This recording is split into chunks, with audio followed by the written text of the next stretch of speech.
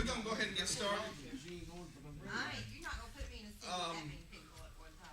This morning, we're talking about a particular spin of the crazy cycle that may be familiar to y'all.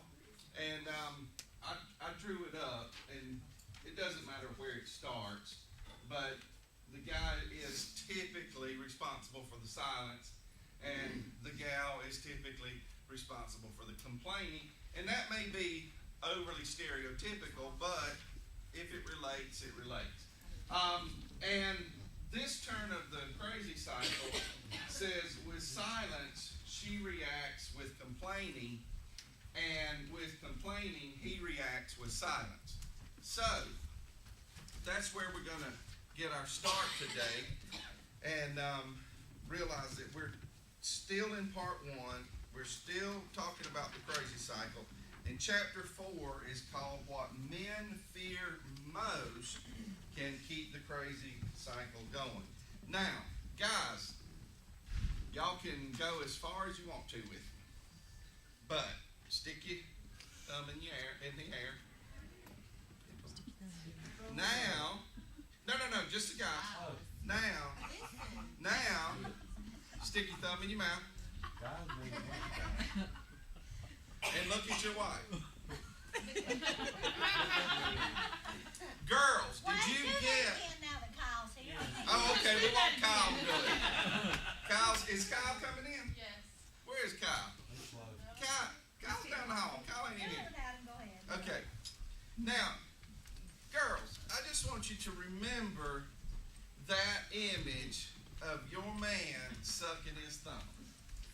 Because we've been talking about, and I want y'all to realize, this was my idea. You know, a couple weeks ago, we started throwing in fun things to do. And so, I'm just thinking as I was reading through this stuff, you know, a visual image of your man sucking his thumb might be all that's needed to jumpstart a different direction with something comical. Here's what the author says. Wives must grasp that their husbands aren't half as big and strong and impervious to being hurt as they might seem. So there's where I got the idea for sucking the thumb. Girls, you married big old thumb sucking babies. There you go. You just married big old thumb sucking babies. Now, how do I know this? I know this because when we get fussed at, we don't run off in a corner and stick our thumb in our mouth and suck it. But we do pout. We pout. We sulk. We go 2 or 3 days without speaking. We sucking our thumb. We sucking our thumb. But anyway, last week's chapter and today's chapter, I tipped you off last week, sort of lady heavy. We're putting the emphasis, or the author's putting the emphasis on the ladies, and we'll see a shift in coming weeks. Conflict, I want you to understand that the word conflict here is interchangeable with confrontation or arguing. It doesn't, some people hear conflict and immediately they think that Monica's trying to choke Joe, and Monica may never lay her hands on Joe. So it's not, but maybe Monica does complain to Joe, and maybe when Monica complains enough, Joe sucks his thumb. I don't know. I'm not ever there. I know that when Paula complains enough, I suck my thumb. So anyway, here's what we need to say, and we don't need to be afraid of, the conflict word, the complaining, the fact that we all argue and fuss in our marriage. If you have the perfect marriage, my offer from 2 weeks ago still stands. Write your book. We'll help sell it, and I'll teach a class. I just don't know of one that's perfect, and I don't know one that does not have arguments. But this is a typical, in the author and his wife's experience of pastoral ministry, counseling ministries, and love and respect seminars, this is a cycle that is very common between husbands and wives. So, I'm going to remind you of something that Paula emphasized last week, which is not wrong, just different. Guys are different from girls, girls are different from guys. It's not a mistake, we're all different. And so, y'all follow me here, husbands see confrontation as condemnation. Oh, you're putting me down. Wives see confrontation as a compliment. No, I'm not putting you down. I'm giving you an opportunity to rise to the manhood, husbandhood that I expect of you. Men see it as condemnation. Women see it as a compliment. Men see confrontation as control. Hey guys, I'm just going to tell you straight up. That's my problem. Lamar's crazy cycle spins when he thinks Paula's trying to control him. That's the one. And it goes back early on. We got married, and I never, listen, when I'm 46, so, you know, I don't know where y'all fall in there. But I'm 46, and so I came along on the other edge of seatbelts. I didn't have to wear a seatbelt. It wasn't a law.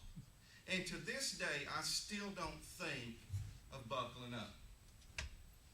We got married. I had never buckled up. I don't even, maybe, because this chapter said something about when we dated, when we were courting. Maybe she told me to buckle up when we were dating, but honest to goodness, I don't remember it. I really don't. Maybe she told me, and maybe I was so excited about, you know, getting back home and hugging and kissing before we left. Maybe I didn't pay any attention. But we got married, and she said, put your seatbelt on. And I went nuts. I went nuts. I mean, we have that crazy cycle spun. And she wasn't trying to control me. She was trying to protect me. She wants her husband to survive the impact of a crash and continue living with her. But I saw it as control. Husbands see confrontation as control. Wives see it as correction. Remember, pink and blue. We're speaking different languages. We're learning to decipher the code. Husbands respond to confrontation with silence, which wives see as uncaring and unloving. So, this is where we started. Some of y'all came in. With silence, she reacts with complaining. With complaining, he reacts with silence. And that crazy cycle, come on in, Caroline. That crazy cycle is just spinning and spinning and spinning. How we get her react to silence?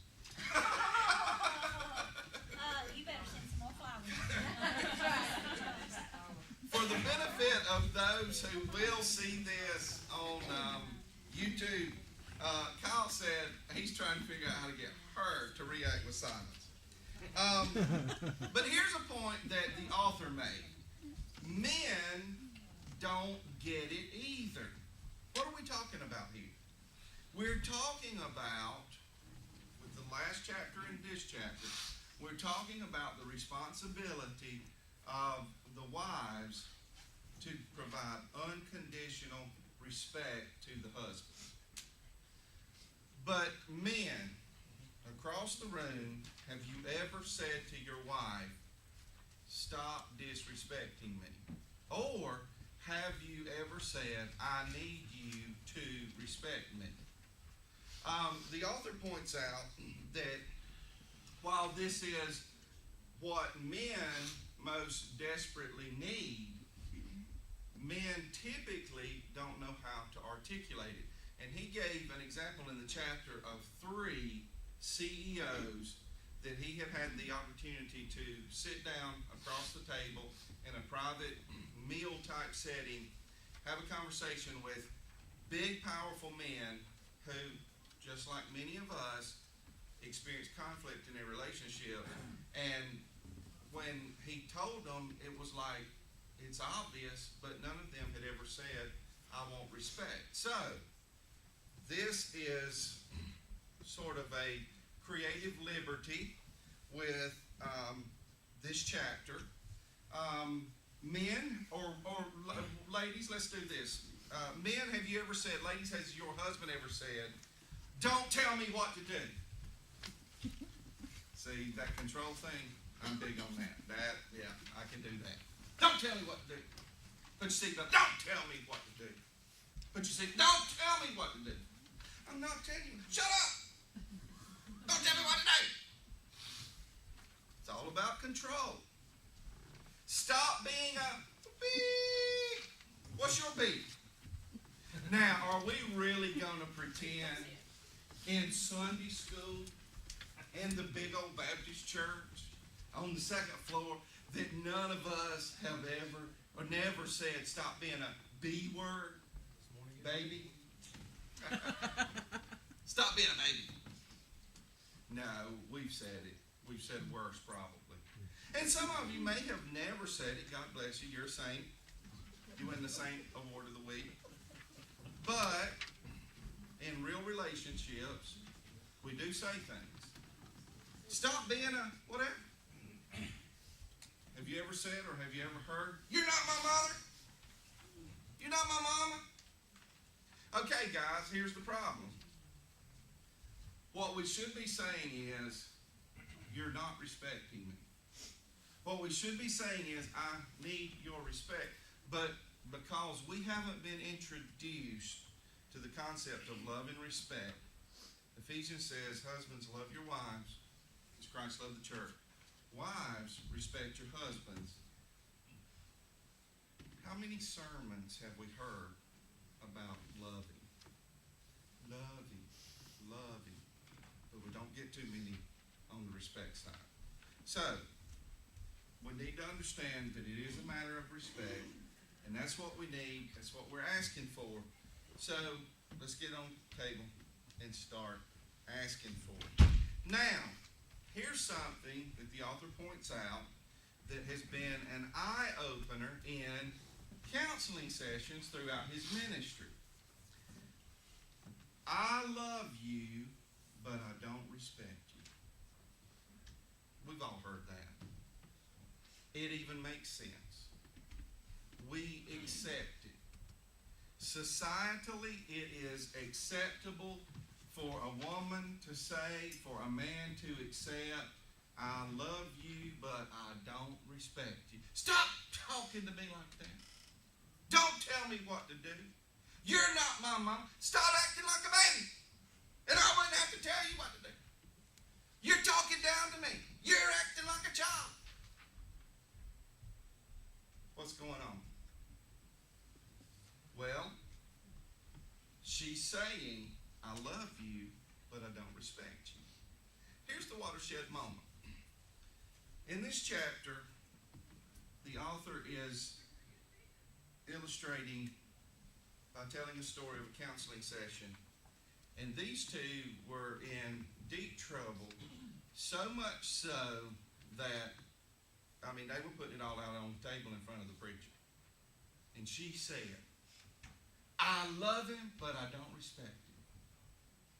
And in his wisdom, he asked one question, and it changed the game for this couple. He said, what would be your response if he said to me, I respect her, but I don't love her? She said, I would be devastated. And he said, how long would it take you to get over it? And she said, forever. And so what we need to do is we need to be willing to flip the question. If, ladies, you've ever thought, well, you know what? It is about control. If he acted like he had some sense, I wouldn't have to control him. It is about talking down to him. If he would act like an adult, I wouldn't have to tell him what to do. If you've ever responded that way, and in doing so, maybe you've never said, I love you, but I don't respect you, but your words and your actions say that, then here's what you need to ask yourself, the question. If my husband walked in and said, you know what? You work hard. You look good. All your friends like you, and I respect you, but I don't love you. How would you feel?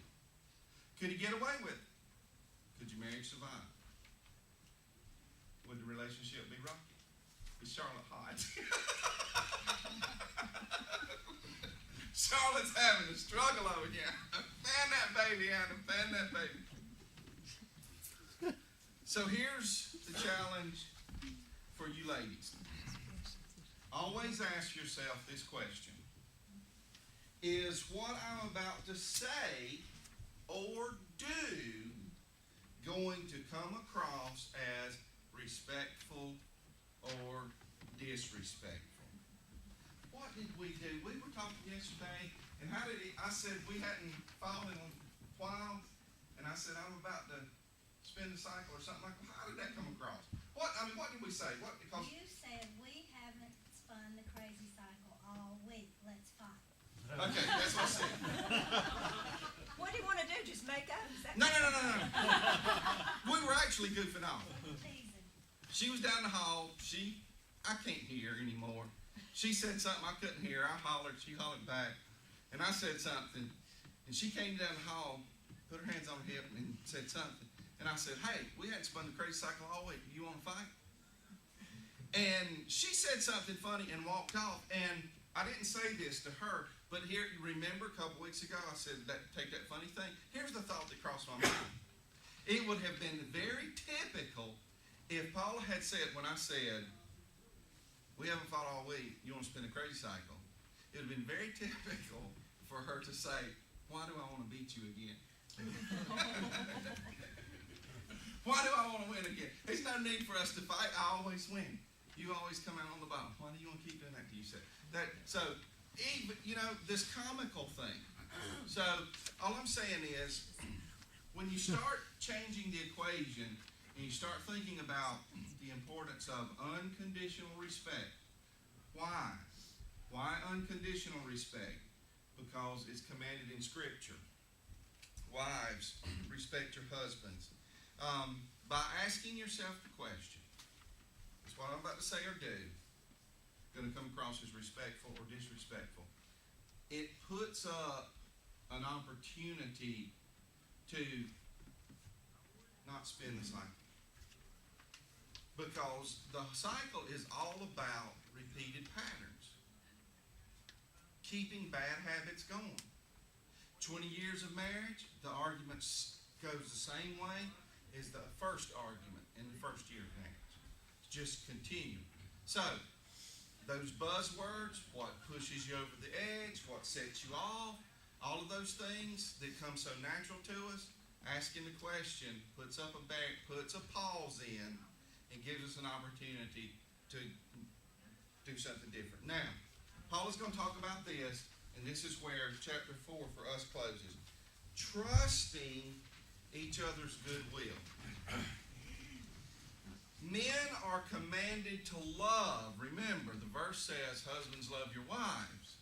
Men are commanded to love because they don't love naturally. Now, let me remind you, when this author in this lesson, in the context of love and respect, says that love doesn't come naturally to men, he is saying that the nurturing, caring, motherly love that is built into the DNA of a mother, only a mother who can bring forth life from her body. That's what he's saying. Guys, we know what love is. We know how to love. But still, loving the way women expect us to love does not come naturally. Loving as Christ loves the church does not come naturally. Here's a little, this is an insight that maybe y'all shouldn't have, but anyway. When Logan was little, and we were having our little snuggle moments, Logan would say, is this turn out the lights, get out of the room, Logan game? Is this the turn out the lights, get out of the room, Logan game? You hear what I'm saying? Say, go on, boy. Turn out the lights, get out of here. Is that the game y'all are playing? So we all have our cuddle moments. Here's what Lamar does. When Lamar cuddles, Lamar loves. And so I'll be snuggled up and I love you. You are just trying to take advantage of me. See, guys, we do know love. It's just a different kind of love. It's spoken at different times. Men are commanded to love because they don't love them naturally. Women are commanded to respect because they don't respect naturally. Here was a particularly intriguing exchange from the chapter. In a counseling session, the woman was absolutely ripping her husband in front of the author, who was their pastor. And he just let her go, and she was in full terror mode. I mean, she was just ripping him to shreds. And the pastor, counselor, author said this: do you want your son to marry a woman who treats him like you treat your husband? And immediately she said no. You want to know why?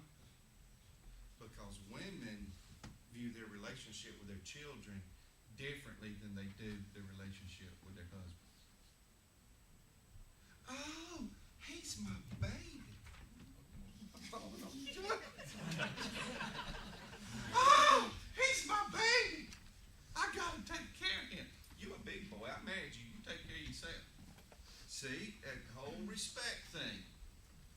We nurture our little boys until they become annoyed with it. Mamas, got any teenage boys that are annoyed with your loving? See, it happens. It happens in life. We're just being real. So women are commanded to respect because it does not come naturally. So here's how we close this session. 3 things are necessary if we're going to stop spinning the crazy cycle. Number 1, a willingness to change. We're all in here because we're willing to try. We want to make our relationship better. We're not in here because our relationships are over. We're not in here because our relationships have tanked. What? I didn't hear it. I didn't tell me. Okay, I'm closing. Don't tell me what it is. You can tell me. What was I saying? Willingness to change.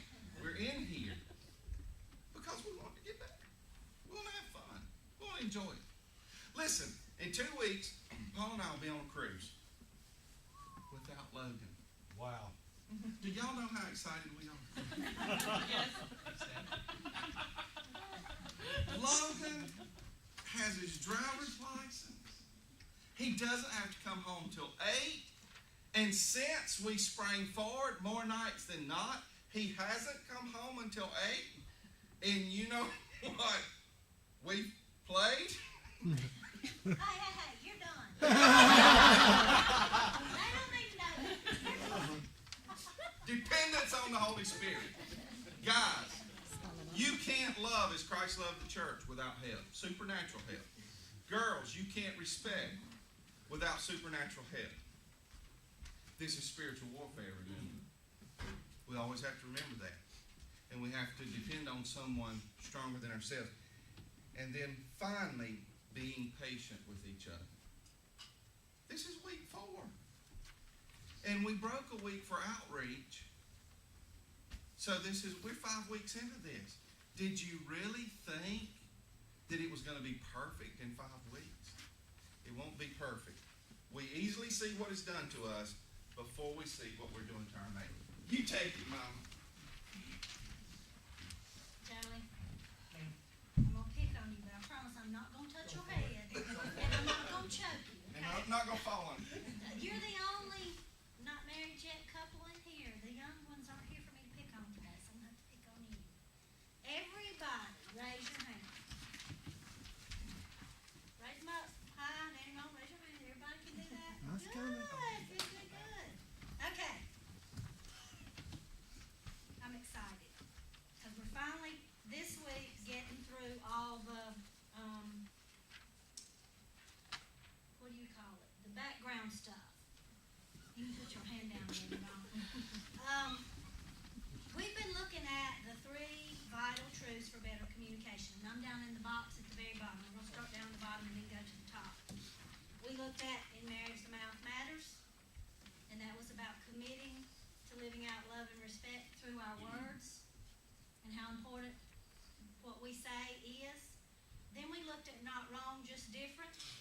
different as pink and blue. Today we're going to talk about trusting your spouse's, I spelled that wrong, you didn't catch it.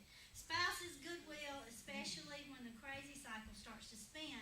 And then the next time we're together, which will actually be 2 weeks from 3 weeks. 3 weeks. Got Easter, then outreach, and then we'll be back. We're going to learn how to decode our pink and blue messages so we can nip miscommunication in the bud.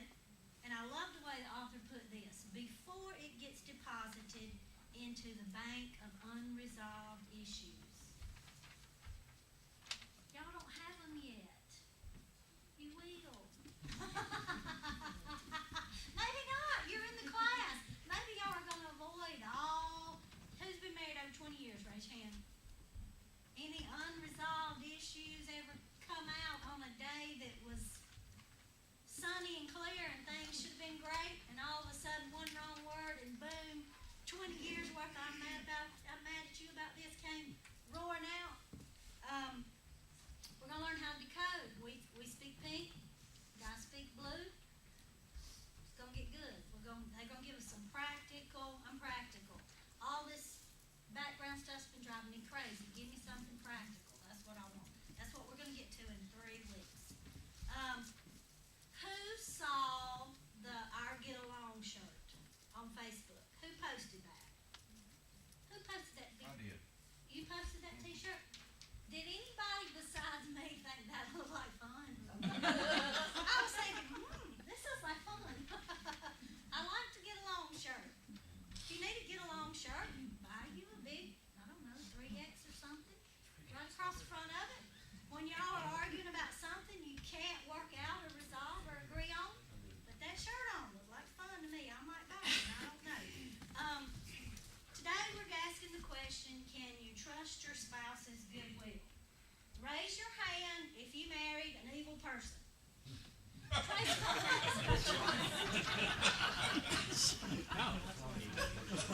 Sorry, maybe. That was my first one. Not this one. I'm looking across the room. This time or the second time? First time or the second? I raised my hand. Yeah. That's what I'm back. Right now beside you, or is the person beside you right now that you are married to or about to marry, are they evil? No. Are there times when they do things and you react like they're the devil? Even in the bad moments, we need to trust our spouse's goodwill. Why? Because the Bible says love keeps no record of wrongs. God commands it. He knew we were going to mess up. He knew men would mess up daily. That's why he commanded us. Keep no record of wrongs. Now, I'm just going to tell you. I have trouble with that part because I can remember every wrong word. Every wrong. I mean, I just remember that. But the Bible, if we're going to be obedient and in return experience the blessings in our marriage that God intended for us to experience, we've got to learn to trust our spouse's goodwill and keep no record of wrong. He put that stuff, I don't have mine's on my phone. He put all this stuff in the Bible for a reason. It's for our own good. That's why it says that. So, if you want to experience blessings in your marriage, maybe it's one of you, maybe it's both of you, whoever's keeping the record book of wrongs. At our house, it's me. You got to throw it away. Just get rid of it. What does it mean to have goodwill? The intention to do good towards the other person. So ask yourself in this question, does your spouse have basic goodwill? I know all y'all. Y'all are good people.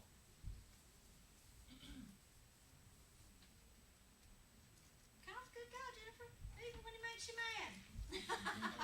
He really is a good guy. In general, ask yourself this question. Is your spouse getting up in the morning with the purpose of trying to show you a lack of concern. Anybody feel that way? We don't feel that way about our spouse, do we? Right now, we're all getting along, we're in a room together. Nobody really feels like, I don't feel like Lamar got up this morning and he opened his eyes and said, what can I do to just really piss her off today? I don't think he has that thought. I hope he doesn't have that thought. And even though your spouse can be nasty or selfish at times, would you say that you are married to a person who has basic goodwill? Now, if you can ask yourself those questions when you find yourselves about to spin this crazy cycle, that's when you need to ask yourself those questions. Now, guys, today, this is a guy day. I'm going to let you inside the mind of a woman a little bit. Yeah, you need to go there, Kyle, so you won't keep getting drunk. If you are a woman in this room and you have ever forgotten your child's birthday, raise your hand. Honesty. Okay, guys, keep your hand up for me. Look around the room, guys. How many hands we got up? One. Are birthdays important to women? Now, I'm sure she was just completely stressed out and overworked, and there was a lot going on because I got a 2-year-old. in general, we're not going to forget. If you are a woman in this room and you have forgotten your husband's birthday, raise your hand. Guys, look around, guys. Turn your heads. And there's a hand up. Anna! You're raising Charlotte right.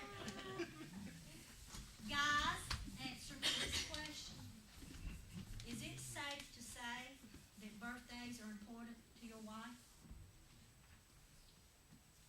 Yes, ma'am.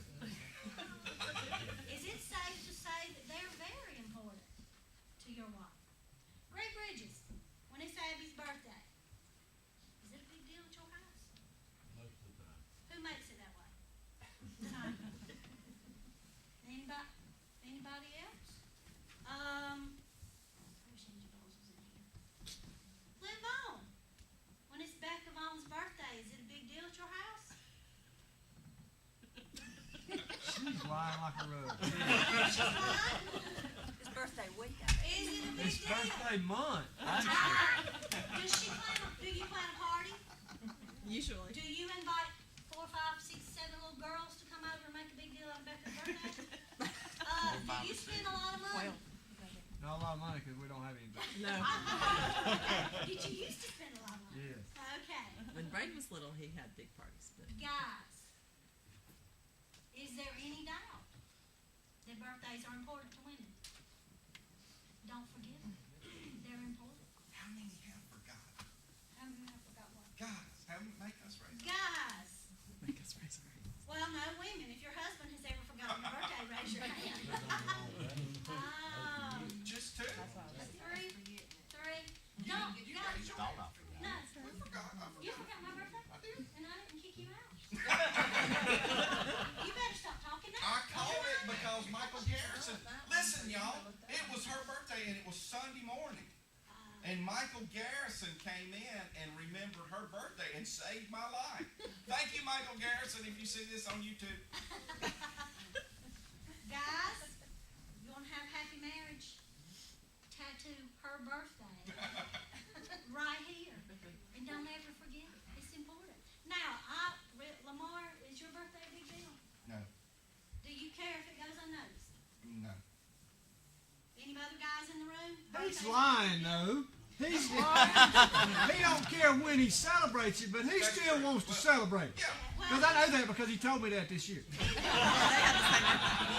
know what he wants? He wants to go out and eat, and he wants to pick the place. He I want wants- to go to the steakhouse. The three of us, Logan and myself, he wants to go eat and he wants to pick the place. But other than that, he doesn't care if he gets presents. He just doesn't. Don't care what day we go out. Don't care. It could be 3 weeks from now. Just because they feel that way doesn't That's mean right. that No, we feel that no, way. that's what I'm trying to prove, guys. mean- You may feel that way. I think you better understand after today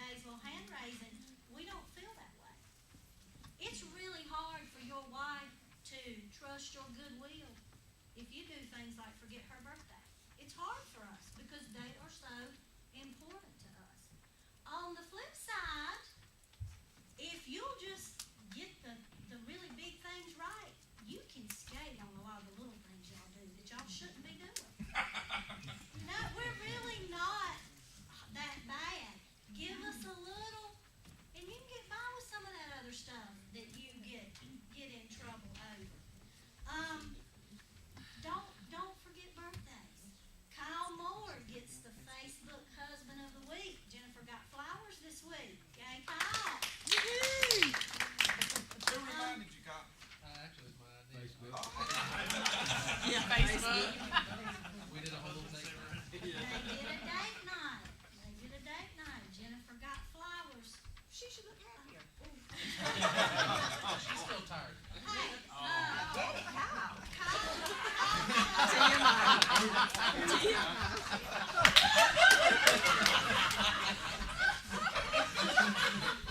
Funny part was we planned to see a movie after dinner. We got all the way to the theater. It didn't start until 10 o'clock or 10:05. 10 o'clock. She's, let's just go home. Kyle bought flowers. Guess where they ended up? On Facebook. Y'all think that was a big deal for Jennifer? Guys, they don't cost that much. A few flowers here and there. Now, I prefer my flowers to be in dirt. You know, it may not necessarily be flowers for your wife. It might be something else. You know. I know Lynn does it. Does anybody just go all out on like Easter baskets for the kids still and stuff like that? Are there any men in this room that even give a thought to an Easter basket for your kids? One. Ryan's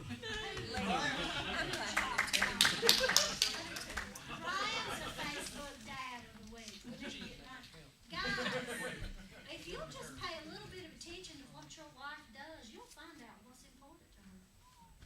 Because the way she loves you and the kids is the way she wants to be loved back. And like Lamar said earlier, it's not natural to y'all. Girls, don't think your husband's a bad husband because he doesn't think about getting the kids a chocolate bunny for Easter. Nobody's husband in this room except Ryan, but he was a single dad for a while, so he had to. That's good training. You know what, girl? Yeah. It's not just your husband, it's husbands. Men in general, they think different. They act different. They have a different role than we do. So, cut them a little slack, girls. A little. Not too much, but cut them a little.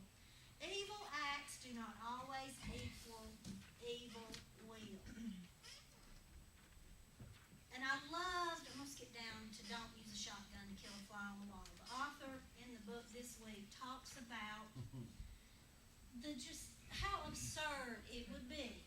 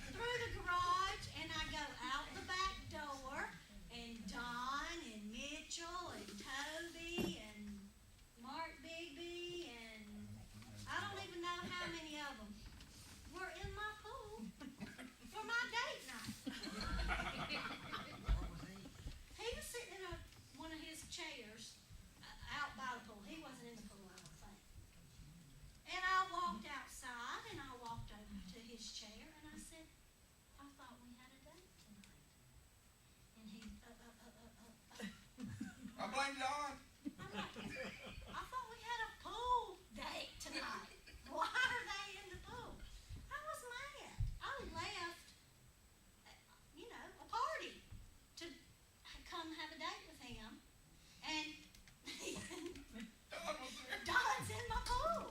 I was mad. You don't make plans, and I said after everybody left, I was like, you don't make plans with somebody and then make other plans. I mean, he didn't even bother to call and say, hey, look, I don't know how it happened, but there's a whole crowd of guys in the pool. Don't leave the party early, because date night's out.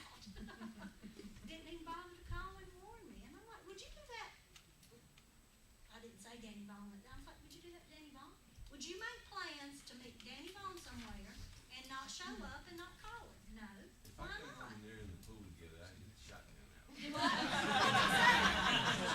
I said, if I came home and those two were in the pool together, Well, they were. I would want you to use it on me. They wouldn't want you. But, when I feel like I'm treated in a way that he would not treat one of you guys, I go looking for the shotgun. I can overreact. But, I don't know what happened. I know Lamar has a hard time telling people no. So, there was some kind of phone conversation, whoever initiated. Somebody said, let's smoke a cigar. Lamar said, or maybe Lamar said, let's smoke a cigar. It wasn't that he said, okay, she's gone to Amy's.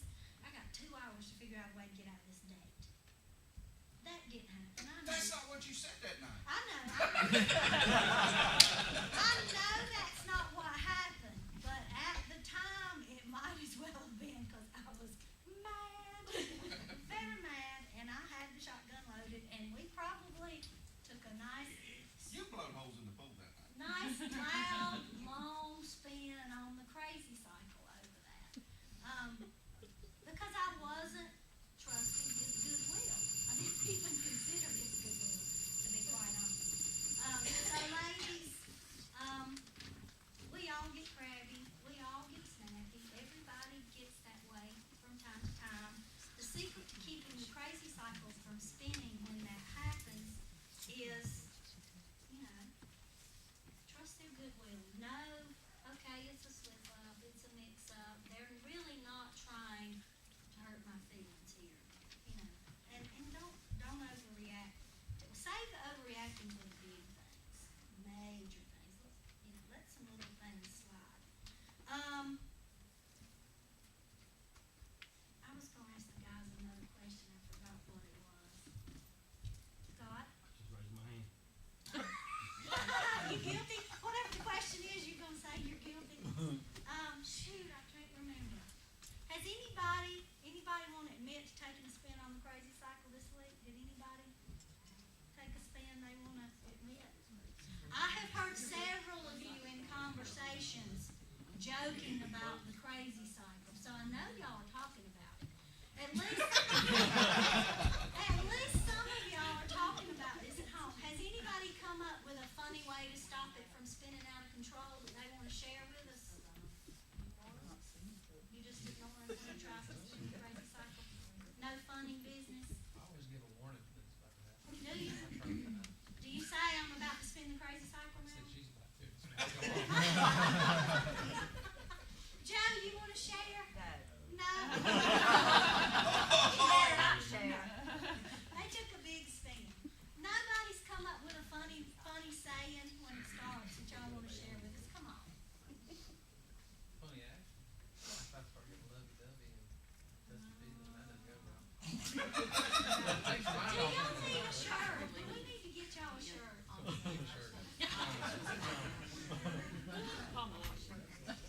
Come on, y'all not sharing. We didn't spin on the crazy cycle this week, so I don't have a fresh example. Tracy Mullen Adams. We spun it with the kids a couple times. and Deborah just mentioned, there's that cycle, but I guess It can apply to the kids. I mean, I know. And you touched on it a little bit. Lamar said, women, would you want your son to be with a girl who talks to him the way you talk to your husband when you're mad? Guys, raise your hand if you got girls. Wow. Can I tell you that you're teaching your daughter what kind of man to date?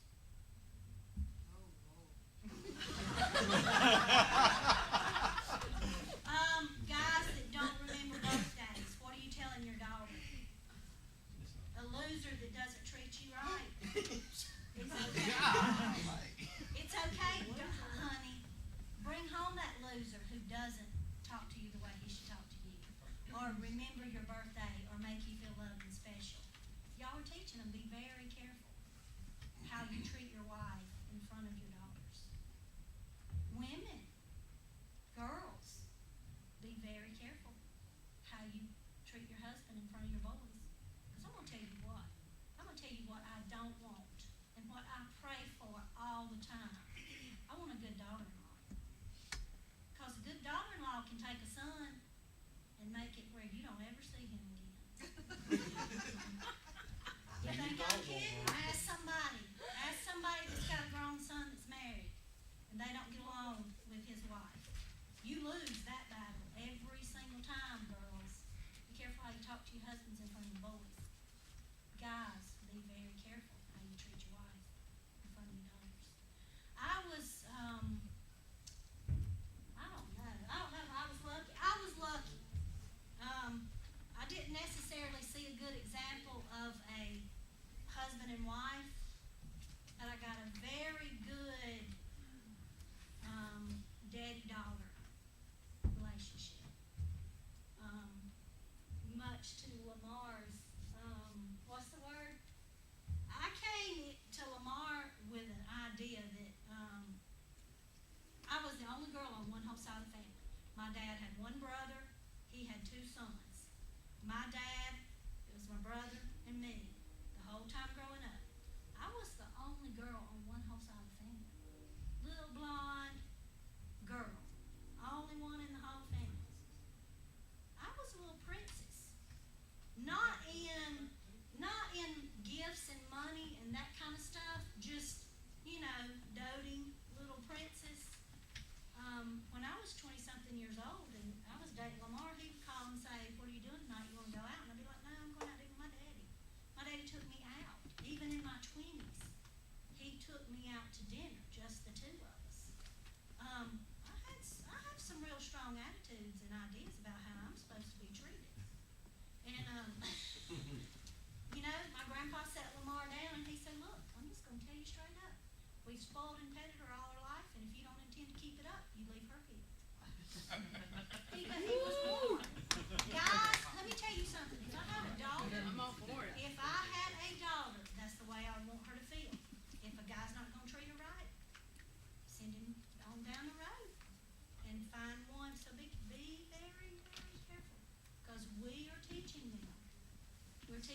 We're modeling, and it's unfortunate, but it happens, and I don't understand it. We are showing them what marriage is supposed to look like. And you know what I always tell my friends that have daughters, when they're dating, if they'll watch the guy they're dating, how he treats their mother, it's a perfect example of what they'll get. Oh, yeah. Perfect example. Yeah,